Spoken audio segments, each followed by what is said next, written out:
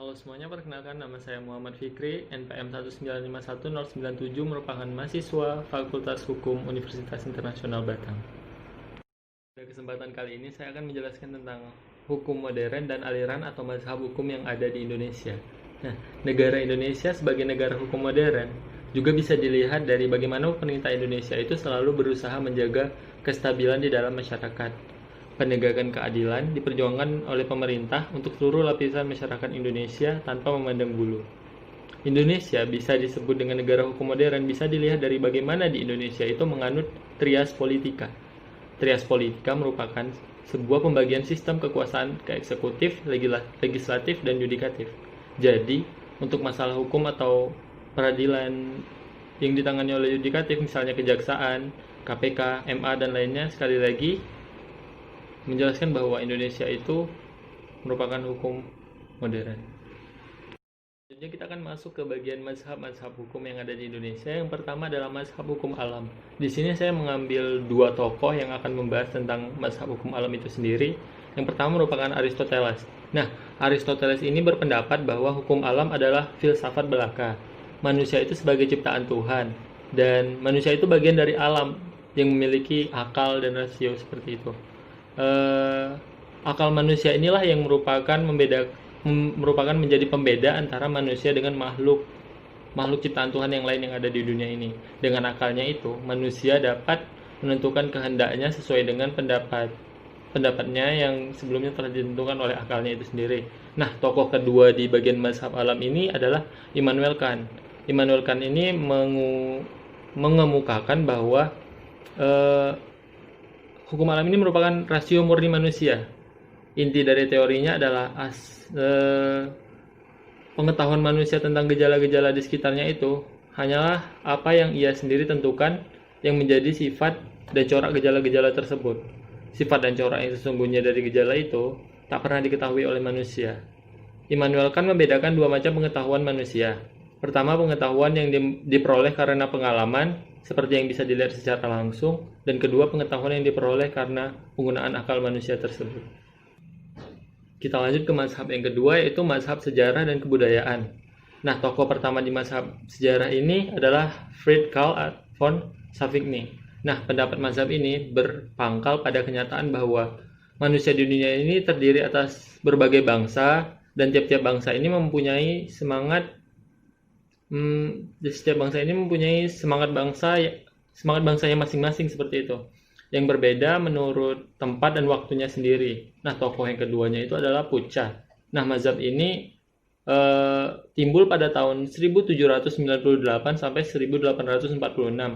Pucha ini merupakan murid dari Savigny yang berpendapat bahwa hukum itu terikat pada jiwa bangsa yang berkesangkutan dan dapat berbentuk adat istiadat, undang-undang, dan karya ilmiah para ahli hukum. Yang ketiga adalah ajaran positifisme hukum. Yang pertama tokohnya adalah John Austin.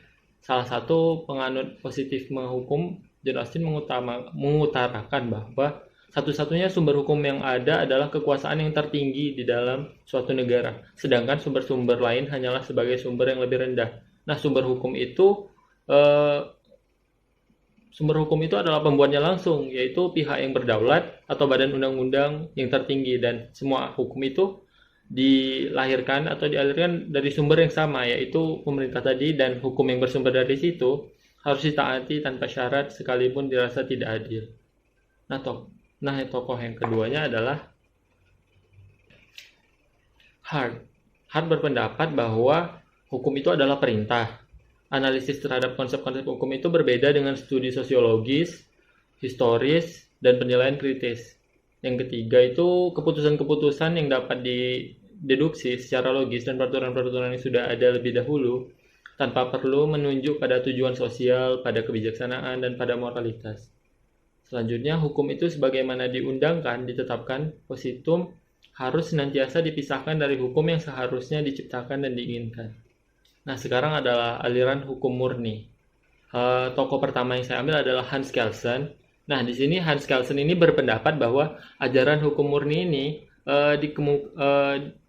yang merupakan pelajaran hukum yang dibersihkan dan dianalisir dari yang tidak yuridis seperti sosiologis, politis, filosofis, ekonomis, historis, dan sebagainya. Nah, ajaran hukum murni hanya ingin melihat hukum itu sebagai norma yang menjadi objek ilmu hukum, bukan sebagai perilaku objek sosiologi hukum yang bagi Kelsen sendiri itu bukan merupakan hukum. Kita lanjut ke aliran sosiologis. Di aliran sosiologis ini, tokoh pertamanya adalah Eugene Ehrlich. Nah, Eugene Ehrlich ini berpendapat bahwa konsep hukum yang hidup itu sebagai suatu peraturan tingkah laku yang dipakai anggota-anggota masyarakat yang ditemukan dalam bahan hukum formal. Maksudnya ya di luar tetap di dalam luar masyarakat gitu. Kekuatannya tuh keberlakuan hukumnya ini bergantung pada penerimaan masyarakat, dan tiap golongan masyarakat menciptakan sendiri hukum yang hidup di sekitarnya. Kemampuan masyarakat dalam menciptakan hukumnya itu sendiri tidak sama, sehingga faktor masyarakat itu menjadi sangat penting untuk mengetahui efektivitas hukum di dalam masyarakat. Tokoh yang terakhir adalah Leon Duguid. Leon Duguid ini berpendapat bahwa berlakunya hukum itu adalah suatu realita. Ia diperlukan oleh manusia yang hidup bersama dengan masyarakat, karena hukum itu tidak bergantung pada kehendak penguasa. Hukum itu bergantung pada kenyataan sosial. Kembali lagi ke masyarakatnya seperti itu. Pada kehendak penguasa, pada pemberlakuannya, hukum ini berdasarkan solidaritas dari para anggota masyarakat untuk menaatinya. Nah, suatu peraturan itu adalah hukum apabila mendapat dukungan dari masyarakat yang efektif. Nah, pembentukan undang-undangnya ini sendiri tidak menciptakan hukum, tetapi hanya mentransformasikan hukum yang hidup di masyarakat menjadi suatu bentuk yang bersifat teknis dan yuridis. Nah, kami sendiri sudah diberikan sebuah ilustrasi kasus yang menceritakan tentang Dodi itu adalah seorang pekerja keras dan mempunyai istri dan 3 orang anak yang masih kecil. Istri Dodi adalah seorang ibu rumah tangga, dan setiap kali Dodi pulang kerja, istri Dodi itu selalu mengeluh mengenai kurangnya pendapatan Dodi. Suatu ketika, Dodi itu tidak lagi dapat menahan emosinya, dan Dodi memukuli istrinya setelah istrinya mengeluh mengenai penghasilan Dodi tersebut. Sebelumnya, Dodi tidak pernah memukul istrinya. Istri Dodi terluka di bagian pipi, lebam, dan beberapa bagian tangan dan kaki.